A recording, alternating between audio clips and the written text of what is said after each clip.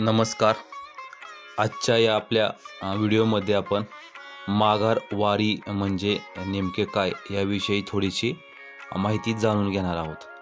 आषाढी एकादशीनंतर माघार वारी कशी असते, पालख्या परत कशा पद्धतीने येतात. साधारणपणे 18 ते 20 दिवस वारकरी नाचत गात आनंदाने पंढरपूरला पोहोचतात आणि एकादशीच्या दिवशी उत्सव करतात. भजन कीर्तनात सहभागी होणं याला उत्सव असे म्हणतात. पांडुरंगाचे दर्शन घेणे याला लोक आपलं खरं सुख मानत असतात. लोकांना असं वाटतं की वारी आषाढी एकादशीला संपली, पण ती वारी आषाढी एकादशीला संपत नाही. आषाढी एकादशीला यायचं पंढरपूरमध्ये, तिथे सेवा करायची आणि एकादशी, द्वादशी, त्रयोदशी, चतुर्दशी आणि पौर्णिमा असे 5 दिवस पंढरपूरमध्ये विविध कार्यक्रम होतात. त्यामध्ये नगर प्रदक्षिणा होते, संत विसवतात. गुरुपौर्णिमेच्या दिवशी, आषाढ पौर्णिमेच्या दिवशी पंढरपूरच्या वाळवंटामध्ये ही सगळी संत मंडळी जमा होतात. काला होतो. एकमेकांच्या मुखामध्ये अत्यंत प्रेमाने काल्याचा प्रसाद भरवला जातो.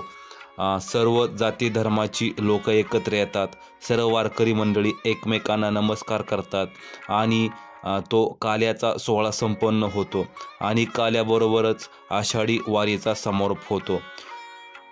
त्यानंतरनी असं म्हटलं जातं की कितीही पाषाण हृदयाचा, कठोर हृदयाचा माणूस असेल आणि तो खूप आत्मीयतेने वारीत सहभागी झाला असेल, त्यातल्या प्रत्येक ॲक्टिव्हिटीमध्ये त्याने सहभागी झाला असेल, चालत राहिला असेल, नाचत राहिला असेल, गात राहिला असेल, तर पंढरपूर सोडताना त्याच्या डोळ्यामध्ये पाणी आल्याशिवाय राहत नाही. काल्याने वारीचा समारोप होतो आणि वारकरी मंडळी परतीच्या प्रवासाला निघतात. अनेक वारकरी जे असतात ते आषाढी एकादशीच्या दिवशी दर्शन झालं की द्वादशीला उपवास सोडायचा आणि मग पंढरपूर सोडायचं, असं प्रत्येकाचं नियोजन असतं. काही वारकरी जे असतात ते गुरुपौर्णिमेला काला करतात आणि मग घरी जातात. मात्र काही मंडळी जी असतात, अत्यंत निष्ठावान असणारी जी मंडळी आहे, ती संतांच्या सोबत आळंदी देहूवरून संतांच्या सोबत पंढरपूरला चालत येतात आणि परत संतांना घेऊन पंढरपूरवरून आळंदी देहूला चालत जातात. आळंदी देहूवरून पंढरपूरला चालत येण्यासाठी 18 ते 21 दिवस लागतात आणि परतीचा प्रवास हा फक्त 10 दिवसाचा असतो.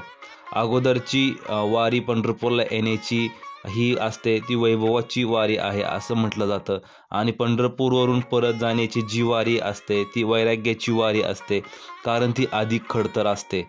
18 दिवसांचा जो प्रवास झालेला असतो तो प्रवास 10 दिवसामध्ये पूर्ण करावा लागतो. परतीच्या वारीला किती वाजता सुरुवात होते, वारकरी किती वाजता उठतात, तर पहाटे 2 ते 2:30 वाजता वारकरी परतीच्या वारीला चालायला सुरुवात करतात आणि एका दिवसामध्ये वारकरी साधारणपणे 30 ते 35 किलोमीटर अंतर चालतात आणि 8 ते 10 दिवसामध्ये देहूला किंवा आळंदीला पोहोचलेली दिसतात. ज्ञानेश्वर महाराज, तुकाराम महाराज यांच्या पालखीमध्ये शेकडो विनेकरी सहभागी झालेले पाहायला मिळतात. शेकडो दिंड्या सहभागी झालेल्या पाहायला मिळतात. परतीच्या वारीमध्ये या दिंड्यामधला किमान एक विनेकर तरी ज्ञानेश्वर महाराज, तुकाराम महाराज यांच्या पालखीसोबत असतो. परतीचा प्रवास हा 8 ते 10 दिवसामध्ये पूर्ण होत असतो.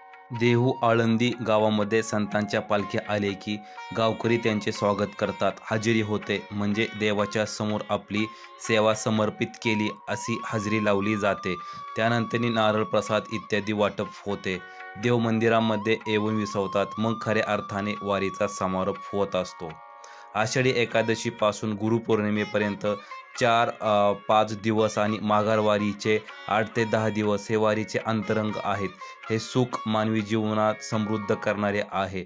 त्यामुळे पंढरीची वारी एकदा तरी अनुभवावी. राम कृष्ण हरी. आपल्या या यूट्यूब चॅनलवरती वारी नंबर 1 पासून काही व्हिडिओ आम्ही अपलोड केलेले आहेत. ज्यांना माहिती हवी असेल त्यांनी पाहावा. रामकृष्ण हरी.